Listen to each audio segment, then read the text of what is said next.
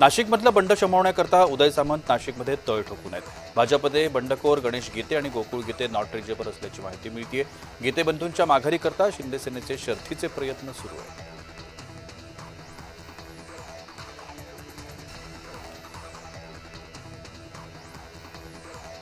नाशिक विधान परिषद निवडणुकीबाबत संजय राऊतांनी सूचक विधान केलंय। आमचा पहिला शत्रू शिंदे सेना असल्याचं त्यांनी म्हटलंय। त्यामुळे ठाकरेंचे नगरसेवक भाजप बंडखोराला मदत करणार का अशी चर्चा सुरू झाली आहे।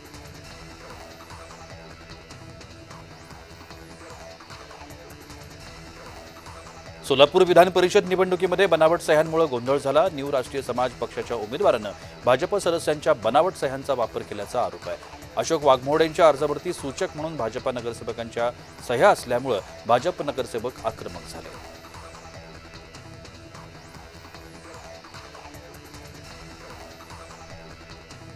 सरकारच्या कर्जमाफीच्या निर्णयावरती विजय वडेट्टीवारांनी टीका केली। या कर्जमाफीचा शेतकऱ्यांना कोणताही फायदा होणार नाही। कर्जमाफी मार्चपूर्वी द्यायला हवी होती, हा फक्त देखावा असल्याचं वडेट्टीवार यांचं म्हणणं आहे।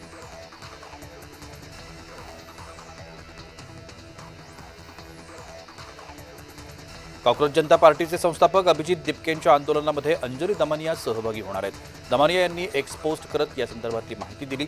शिक्षणाची काळजी घेणारा शिक्षण मंत्री हवा असं दमानिया यांनी ट्विटमध्ये म्हटलं आहे।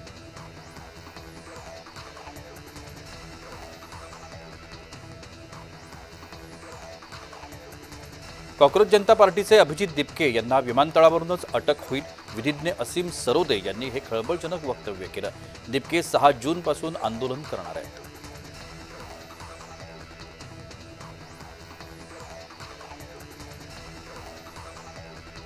राज्याचे माजी उपमुख्यमंत्री गोपीनाथ मुंडेंची पुण्यतिथी आहे। त्यानिमित्तानं मुख्यमंत्री देवेंद्र फडणवीसांनी त्यांना AI स्वरूपात अनोखं अभिवादन केलं आहे।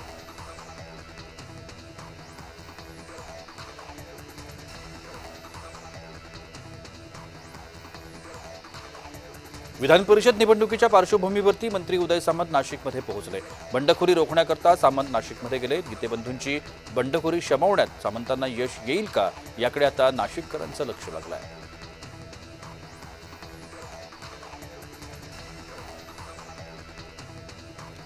कर्जमाफी करता सरकारनं काढलेल्या शासन आदेशामध्ये अत्यंत जाचक अटी आणि शर्ती लागू आहेत, ज्यामुळे त्यावेळची कर्जमाफी आजपर्यंतच्या सर्व कर्जमाफ्यांमध्ये सर्वात कडक अटी शर्ती असलेली आणि खूप कमी शेतकऱ्यांना लाभ देणारी ठरणार आहे, अशी प्रतिक्रिया अजित नवले यांनी दिली आहे।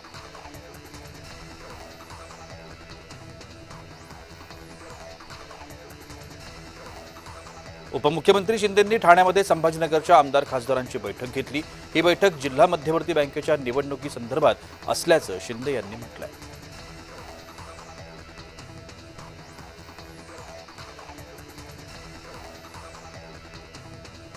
लाडकी बहीण योजनेतील 80 लाख बहिणी अपात्र ठरवण्यात आल्यात। योजनेतील निधीत अपहार झाल्याचा आरोप काँग्रेस नेते नाना पटोले यांनी केलाय। योजनेची घोषणा केली तेव्हा कागदपत्र का तपासली गेली नाहीत, असा सवाल देखील पटोलेंनी विचारला आहे।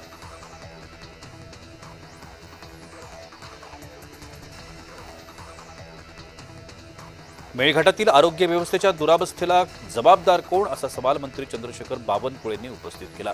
बावनकुळेंनी मंत्रालयात आयोजित बैठकीत नागपूर, अमरावती जिल्ह्यामध्ये आरोग्य विभागाच्या अधिकाऱ्यांना धारेवर धरलं। प्रलंबित प्रश्नांवरती तातडीने युद्धपातळीवरती कारवाई करण्याचे स्पष्ट निर्देश बावनकुळेंनी दिले।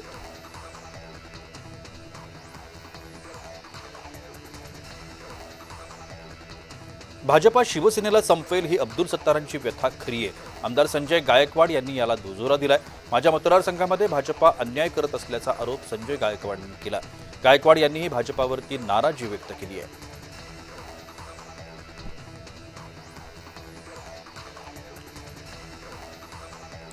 गुहागर तालुक्यातील गोपाळगडाच्या मालकी आणि संवर्धनाबाबत अहवाल सादर करण्याचे निर्देश देण्यात आले।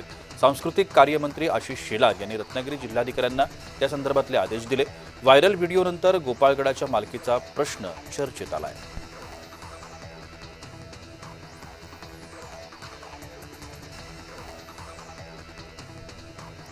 जळगाव विधान परिषद निवडणुकीतील महायुतीचे उमेदवार नंदकिशोर महाजन यांनी गुलाबराव पाटील यांची भेट घेतली। प्रतापराव पाटील यांना उमेदवारी नाकारण्यात आल्यानं गुलाबराव पाटील नाराज असल्याच्या चर्चा होत्या। त्या पार्श्वभूमीवरती ही भेट चर्चेचा विषय ठरली।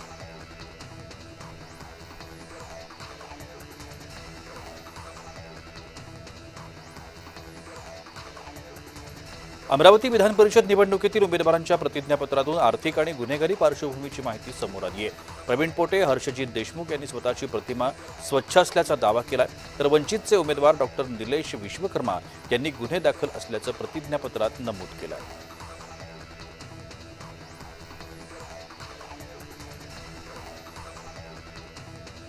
संभाजीनगर विधान परिषद निवडणुकीमध्ये विशाल नांदरकर यांचा अपक्ष अर्ज बाद ठरवण्यात आला।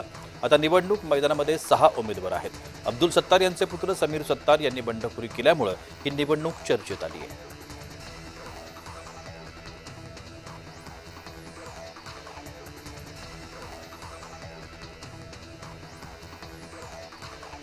पिंपरी चिंचवड विषारी दारू प्रकरणाला पोलीस आणि उत्पादन शुल्क विभाग जबाबदार असल्याचा आरोप अंबादास दानवेंनी केला।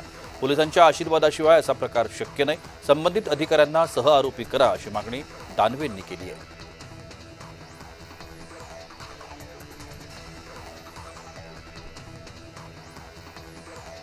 ठाकरे गटानं 7 जूनला सायबर सुरक्षा प्रशिक्षण शिबिर आयोजित केलं आहे। शिवसेना भवन या ठिकाणी होणाऱ्या शिबिराला आदित्य ठाकरे उपस्थित असणार आहेत अशी माहिती अखिल चित्रे यांनी दिली आहे।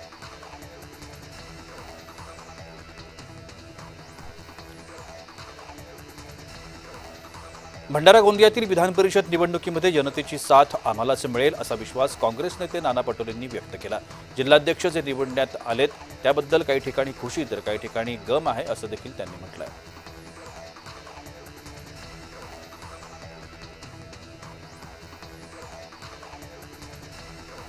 माजी खासदार राहुल शेवाळे यांच्या नावानं फसवणूक झाल्याचा प्रकार समोर आला।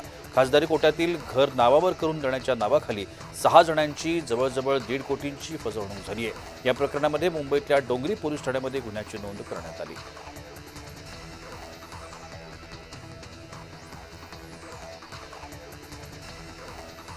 लबाडाचं जेवण जेवल्याशिवाय खरं नाही असं म्हणत नाना पटोले यांनी शेतकरी कर्जमाफीवरती टीका केली। सरकारनं जाहीरनाम्यामध्ये सरसकट कर्जमाफी करू असं म्हटलं होतं। आता हे अन्नदात्याची पात्रता ठरवणार आहेत का असं म्हणत त्यांनी हल्लाबोल केला।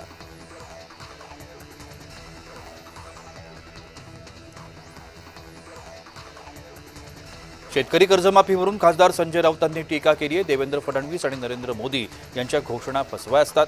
रस्त्यावर उतरून आंदोलन केलं आणि मोदींच्या सभेला जाणं बंद केलं तर आपोआप काही प्रश्न सुटतील असं देखील राऊत यांनी म्हटलंय।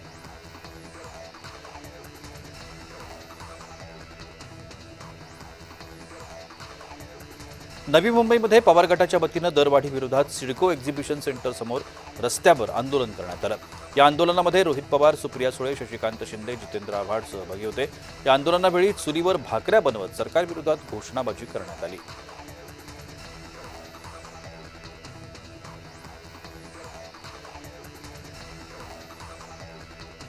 गोपीनाथ मुंडेंच्या 12व्या पुण्यतिथी निमित्तानं पंकजा मुंडेंनी आवाहन केलंय। पेट्रोल डिझेल वाचवा, गोपीनाथ गडावरती येण्यापेक्षा कार्यकर्त्यांनी आहे तिथून श्रद्धांजली वाहा असं देखील त्यांनी म्हटलंय।